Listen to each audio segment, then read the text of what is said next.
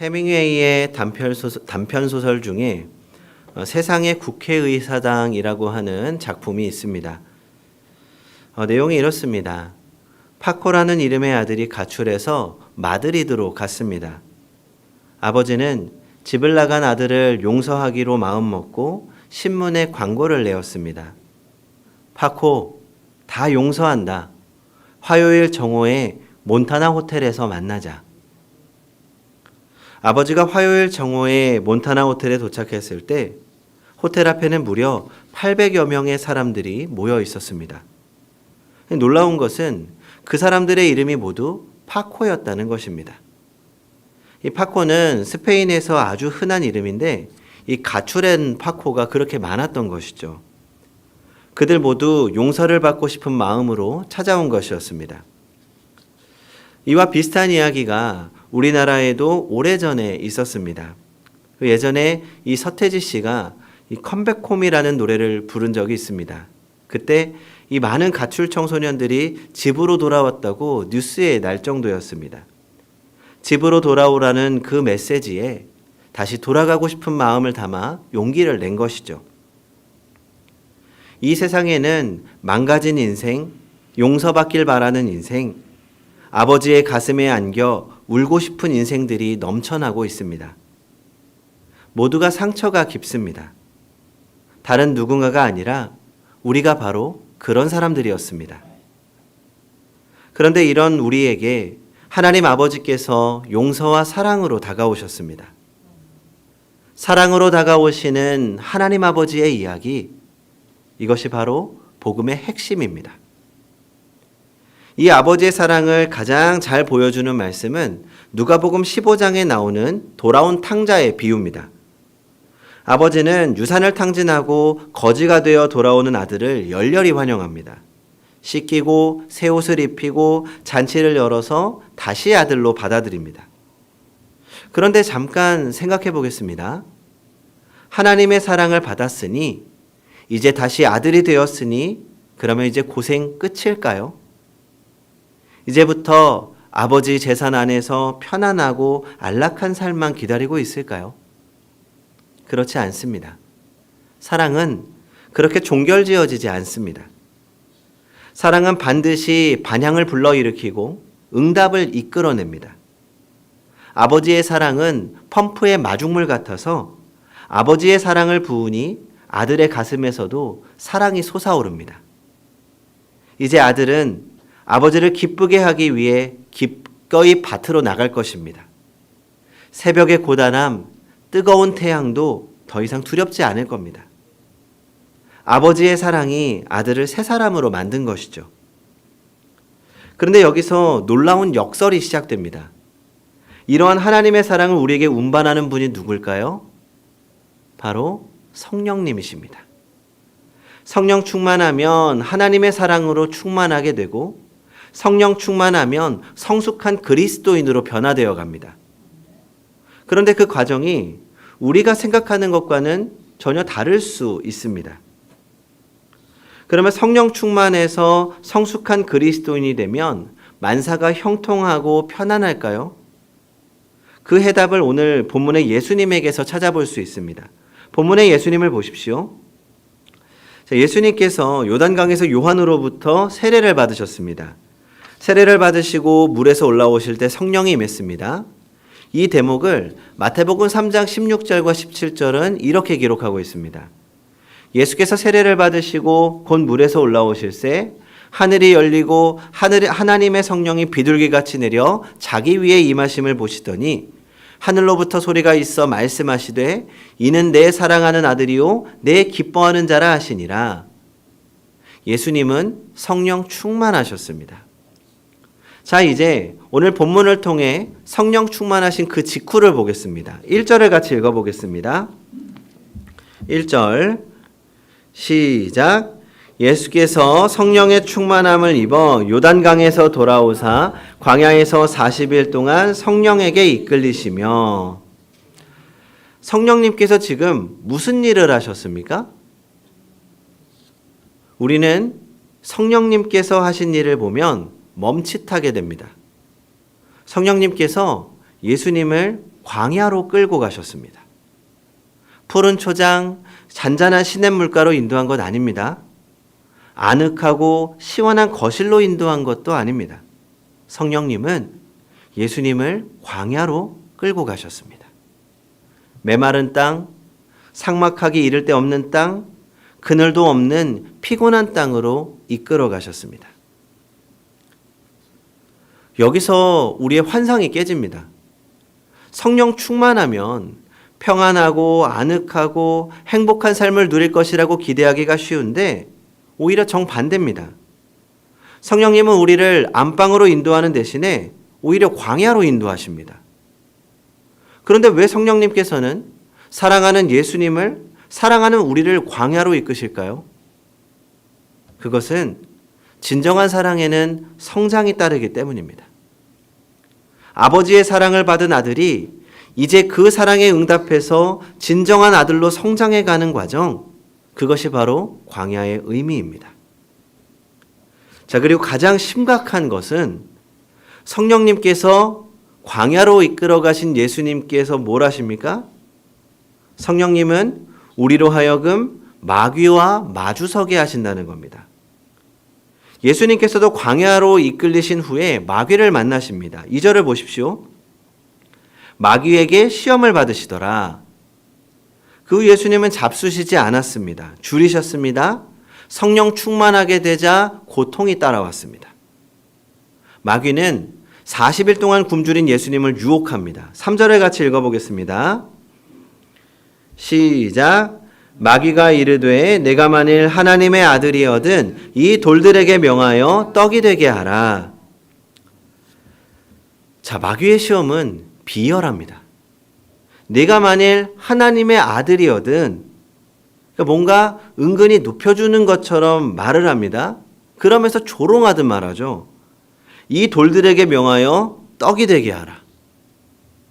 이게 마귀의 수법입니다.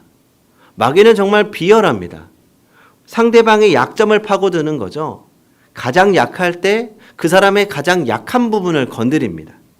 물질, 관계, 배고픔, 육체적인 거, 정신적인 거. 지금 예수님께는 어떻게 하는 겁니까?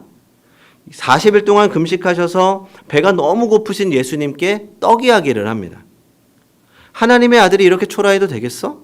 눈이 쏙 들어갔네. 이래서야 어떻게 하나님의 아들이라고 하겠어? 마치 어린아이를 가지고 노는 것처럼 조롱하듯이 시험합니다.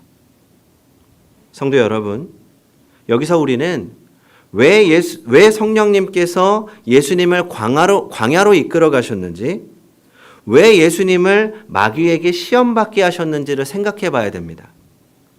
괴롭히기 위해서입니까? 아니죠.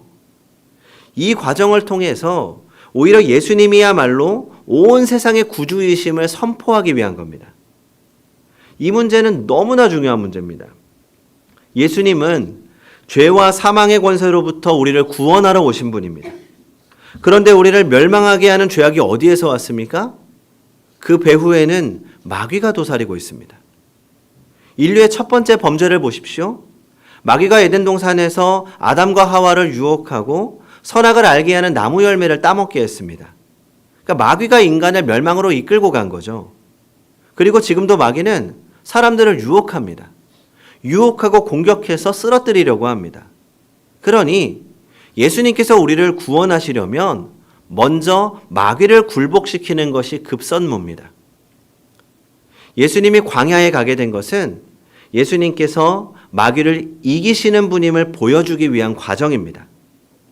마귀가 아무리 강해도 감히 예수님을 대적할 수 없습니다. 예수님은 광야에서 3번 시험을 받으셨고 3번 모두 승리하셨습니다. 19세기 독일에 요한 크리스토프 블루마르트 목사님이 계셨습니다. 우리가 예전에 함께 경건훈련을 했던 이 저녁기도라는 책을 쓰신 분이기도 하죠.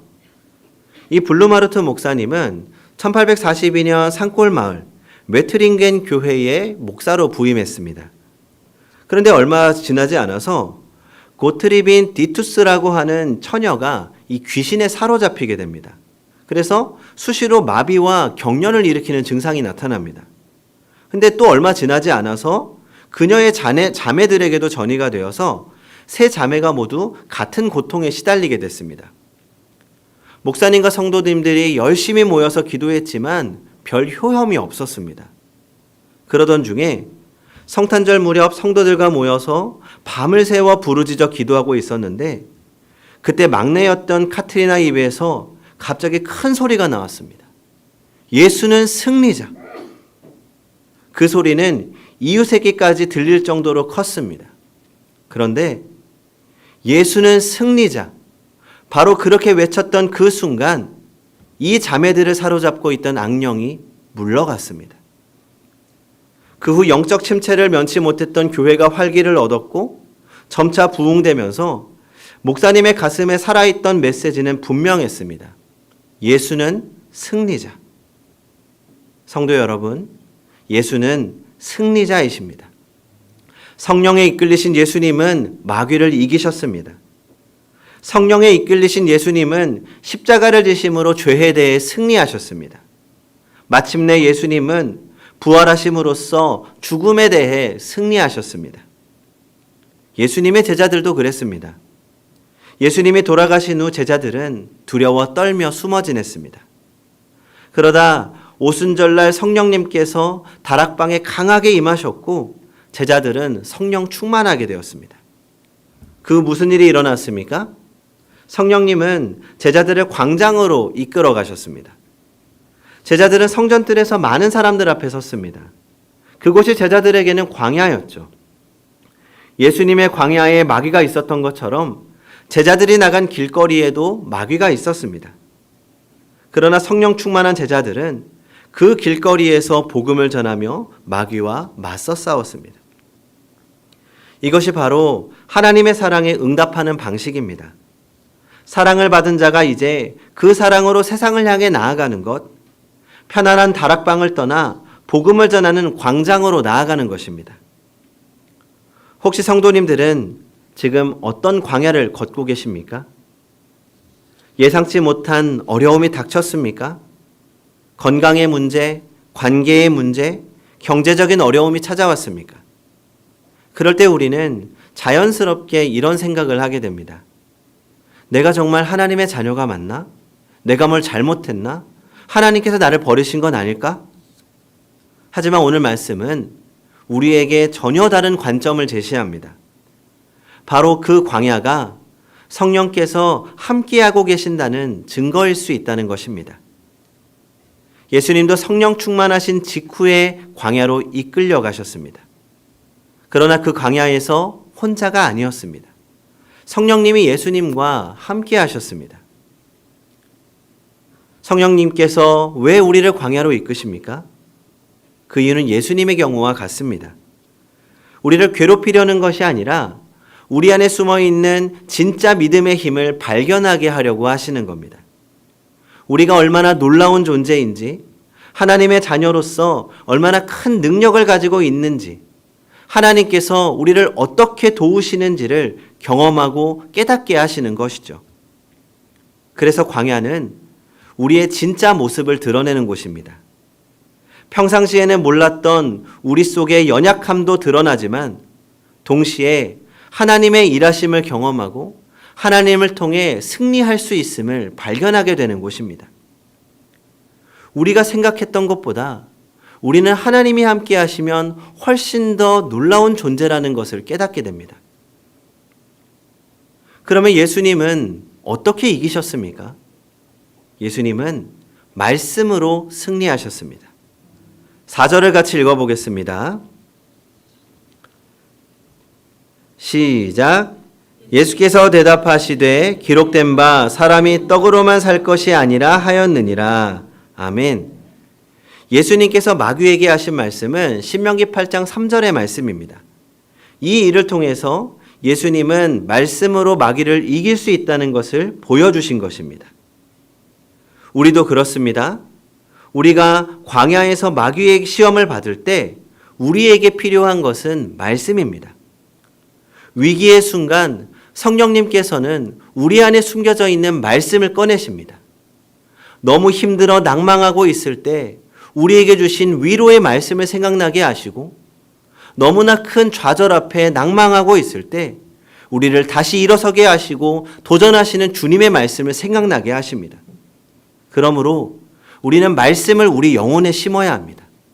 위기의 순간에 성령께서 그 말씀으로 우리를 승리하게 하시고 때로는 우리도 모르게 예수는 승리자라는 고백이 터져나올 것입니다. 성도 여러분, 오늘 말씀을 듣고 있는 가운데 어떤 마음이 드십니까? 나에게도 그런 믿음이 있으면 좋겠다. 나도 어려움 앞에 흔들리지 않는 사람이 되고 싶다. 또는 나도 하나님께서 주시는 그 사명을 감당해 보고 싶다. 내 삶이 하나님을 위해 쓰임받는 삶이 되었으면 좋겠다.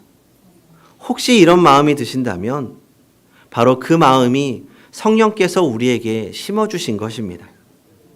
그 마음을 소중히 여기시기 바랍니다. 그 마음을 조용히 따라가 보시기 바랍니다. 그 길 가운데 성령님께서 함께 하시고 그 길의 끝에 성령께서 승리를 허락하실 겁니다. 성령님은 우리를 억지로 끌고 가지는 않으십니다. 우리 스스로 원하게 만드십니다. 우리 마음속 깊은 곳에서부터 끊임없이 말씀하시고 우리가 주님을 위하여 자발적으로 일할 때까지 포기하지 않으시고 우리와 함께 하십니다. 그리고 성령께서 우리 안에 충만하실 때 그때 우리의 무거운 발걸음이 떨어지고 주님을 위해 일할 수 있는 용기를 얻게 되는 것입니다. 그리고 두려워하지 마십시오. 우리가 있을 그곳에 모든 광야의 순간에 성령께서 함께 하십니다. 우리가 넘어지면 일으켜 세워주시고 우리가 지치면 그 품 안에 쉬게 하시고 우리가 두려워하면 용기를 주십니다. 그리고 무엇보다 반드시 우리를 승리하게 하심을 믿으십시오. 혹시 지금 광야를 걷고 계신 분이 계십니까? 낙심하지 마십시오. 우리가 주님을 위해 수고하는 그 모든 순간을 주님께서 지켜보고 계십니다. 주님께서 성령님을 통하여 우리와 함께 하실 것입니다. 그분이 우리에게 필요한 말씀을 주시고 승리할 수 있는 힘을 주심을 믿으십시오.